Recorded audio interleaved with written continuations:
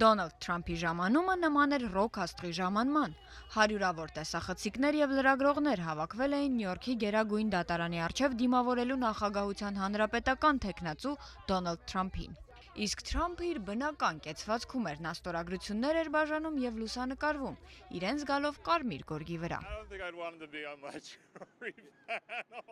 Եթե լսվեր իմ դատական գործը, ես չէի ցանկանա, որպեսզի նա լիներ իմ ատենակալը, ես նրան չեմ վստահում։ Ամերիկան Թրամփի օգնությամբ կվերագտնի իր երբեմնի փառքը։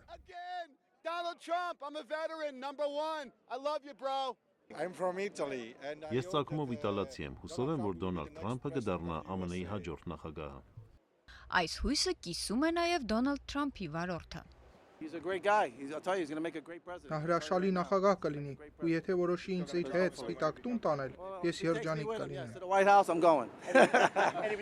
Շատ ամերիկացիներ հավանաբար չեն կիսի Թրամփի հրաշալի նախագահ դառնալու մասին կարծիքը, սակայն բոլորը միանշանակ կհամաձայնեն, որ նախագահության ամենահակասական թեկնածուին անշուշտ հաջողվում է մի բան՝ գրավել հանրության ուշադրությունը։